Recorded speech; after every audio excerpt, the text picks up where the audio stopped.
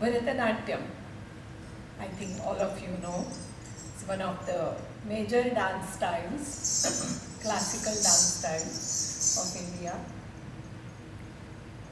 I think India is a very unique country in having 7 different traditional living classical dance styles which are thriving. Of course, in today's world, classical dance is on the last run. It's not, I wouldn't say it's the most popular, like Bollywood or many other forms of entertainment are there. But still, classical dance lives, progresses, is going ahead. I belong to Western India, born in Pune, brought up in Mumbai. But because I was in Mumbai, I could learn this South Indian tradition because quite a few gurus from South India came to Mumbai, a big cosmopolitan city. As you know, Indian dance is also theatre. There is expressional dance, we use literature, we use poetry. So as my training went ahead, I realized that all the lyrics were in Tamil, Telugu, Kannada, South Indian languages, which of course my mother tongue being Marathi, we couldn't understand, but my guru always explained the word meaning. And along with that also came Carnatic music, because again our dance is also visual music. We do not dance, we have one-to-one correspondence with music, Indian dance. So slowly these realizations came that the kind of music I hear, well, I had a ear for music, but this music was something different, not that we always hear in Maharashtra or northern part of India. My first guru was a Maharashtrian, Acharya Parvati Kumar, and he came across a book, a publication of Saraswati Mahal Library, TMSSM Library as it is known, the second largest manuscripts library in India. A book where the lyrics for Bharatanatyam compositions were in Marathi. And he was, being a Maharashtrian, he was taken by surprise. And he went deeper into the history of it. And then came the revelation that during 17th century, the great Shivaji's elder stepbrother Venkoji Bhosle from Maharashtra went all the way to Tanjavur and removing the weak Nayak ruler there, the Mughals established Maratha rule in Tanjavur. And these rulers comparatively had peaceful atmosphere there. They continued the legacy of arts. Tanjore has always been the seat of music, dance, literature in South, which these rulers continued. They learned South Indian languages, they learned the music, Carnatic music, and the Maratha period in Tanjavur is known as the golden era for Carnatic music. There were several rulers, they studied that music, but then also the languages, Tamil, Telugu. Telugu was the court language because before Marathas, this Tamil country was ruled by rulers from Andhra, Telugus. But one can't forget one's mother tongue, so they composed lyrics in Marathi using Carnatic music. This kind of synthesis happened 300 years ago. But today, when it was brought up by Acharya Parvati Kumar, he felt, well, the ragas, the tunes given for the Marathi lyrics were Carnatic. And this is something unheard of today because in Hindustani music, Maharashtra, you will see we are kind of a bridge between North and South. When we go to South, they say, oh, you are from Maharashtra, you are North Indian. When we go to North, they say, ah, Marathi bol rahe ho, okay. so you are South Indian. So I thought maybe really in art I could be a real bridge between the two.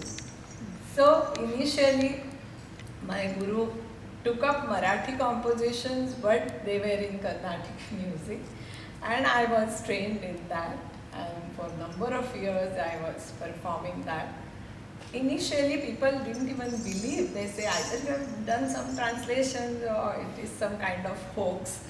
But when I went on performing, a Marathi girl speaking in Marathi and performing Marathi compositions, people in Maharashtra, of course, we have a lot of music, literature, all ancient traditions are there. But there, Maharashtra doesn't have its own ancient dance tradition, classical dance tradition. So slowly people, my audiences started taking interest. Oh really, old compositions, Marathi.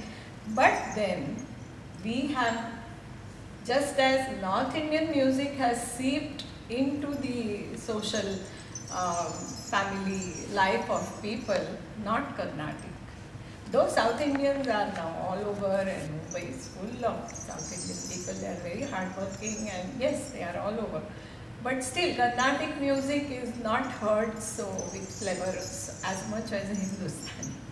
So people started saying, my audiences started raising questions. Now you are doing Hindi also. King Shahaji composed Hindi pieces with Carnatic music, of course.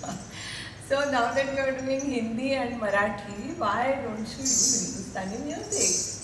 What is done? We don't appreciate, we are not able to appreciate Carnatic. So I felt the question was valid, but it was not so easy. Because I mean the whole body language is so much one, Bharatanatyam, so much one with Carnatic music. It was, for audience, it was very easy to say. I really had to give it a thought, and which for almost for 10-12 years I worked on it, met many Hindustani musicians. Everybody welcomed the idea.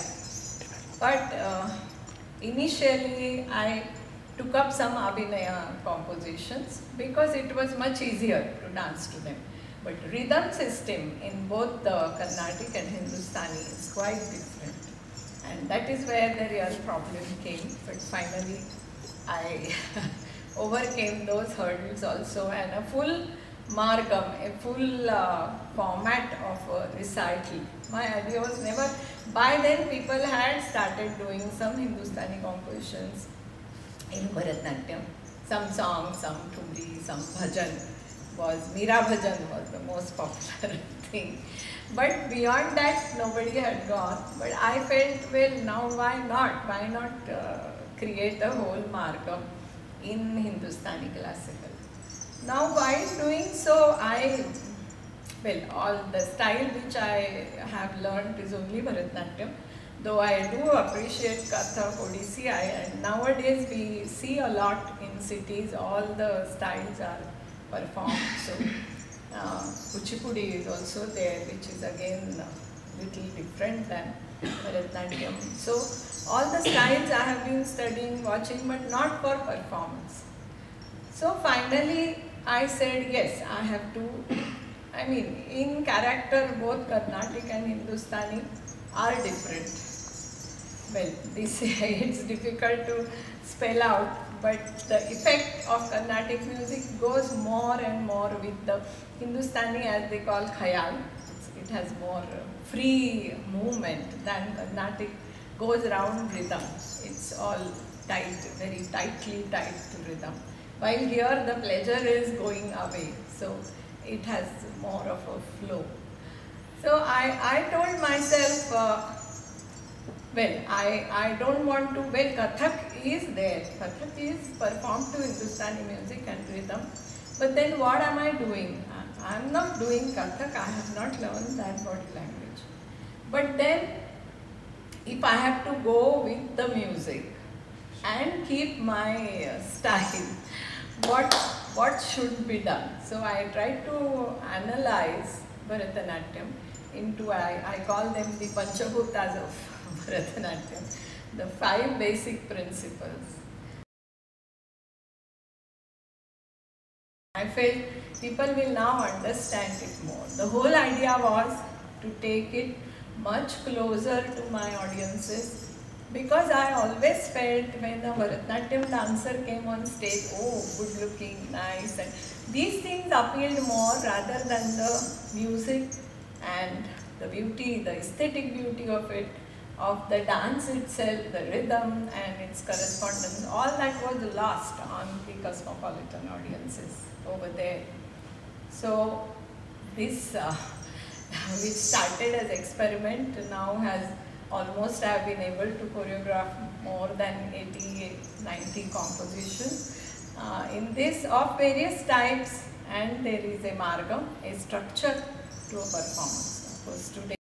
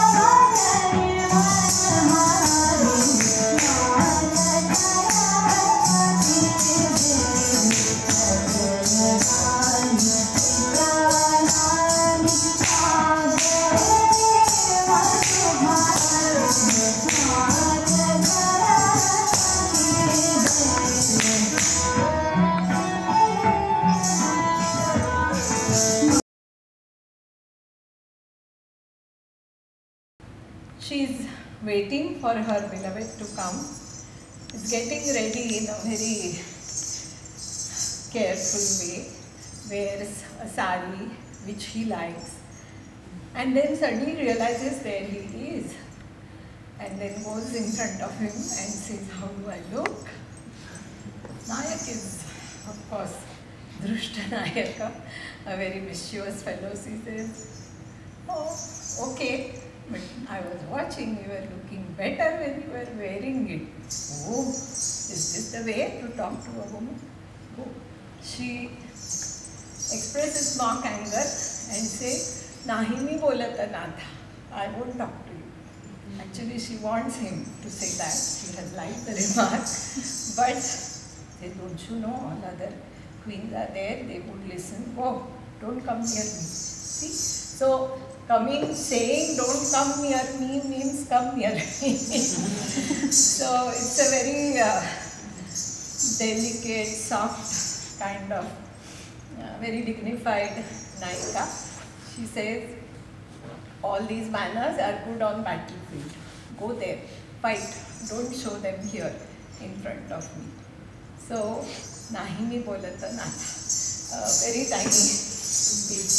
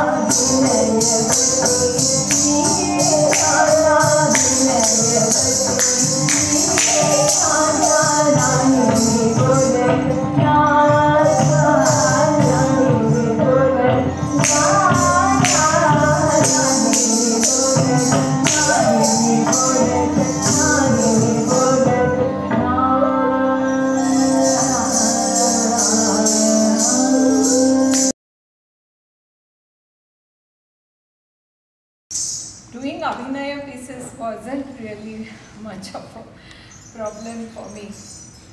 The real challenge came when interpreting the pure rhythmic dance, because I wanted to keep to the grammar of Bharatanatyam and not make it into a Kathak anyway. Kathak body language, I never learned Kathak. So thought of parallel composition, and in Natya Shastra I came across in the second chapter, there is the Sutradhar offers tributes to the 8 mounts of 8 directions, Ashtadikpala as they are called. If you visit any ancient Indian temple, you will find the Dikpala. They are the guardians of the universe, and in temple they are in the outer mandapa, they are always placed on 8 directions. Indra for east, Agni, Yama, Nirriti, Varuna, Vayu, Kubera and Ishana. They are Isha, Shiva. These are the 8 mounts. So I thought of a choreography which begins in the center, because center is the Brahmasthana, where the actor first gives his obeisance, his tribute. So each parent, each pattern begins in the center and concludes in those directions. And so I called it Ashta. Ashta is 8, Mangala, auspicious. So through pure dance, we pay tribute to the lords of the 8 directions, Ashtama.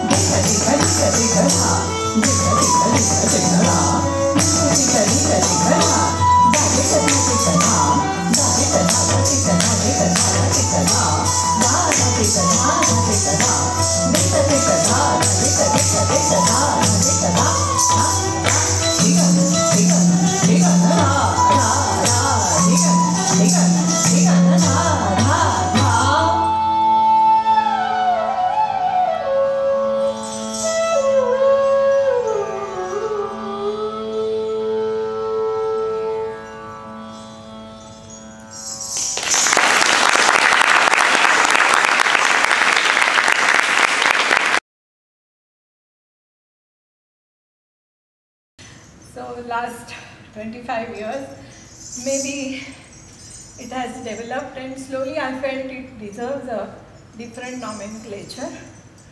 But no more, in the present times, I didn't think that this is something Maharashtrian. Well, I felt this is all India because it combines the style, dancing style of North and music of, and I'm using languages Sanskrit, Hindi, Marathi, not just Marathi. So I thought of calling it Nritya Ganga. Ganga being the holy river, holy for whole of India. And Ganga also is like parampara. Tradition is contemporary and old at the same time. It lives because it keeps updating, and so it should. I did perform, I was specially invited by Krishna Gana Sabha in Madras to perform this, and even a very staunch critic like V.A.K. Ranga Rao wrote a full article in Shruti on this. Their reaction was, when we close our eyes, we hear beautiful Hindustani music. When we see, it's a very good Bharatanatyam dance. So what is there to object?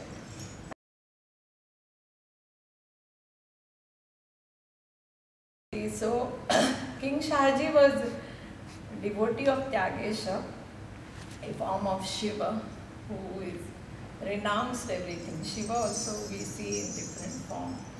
So looking at him, he is king, he has everything, all the material wealth, also intelligence, art, everything. But he feels, oh God, I'm nothing before you. Dina muna daya kari deva. Mazavari, Nana vidha tuja preeti karaya. What can I offer you? How can I express my love for you? I think of making a beautiful garland. No, you only wear serpents and garland of skull. Should I do you aarti? No, you are the one who holds fire in your hand. I know how to dance well, I offer you. You are Lord Nataraja. What can I offer you?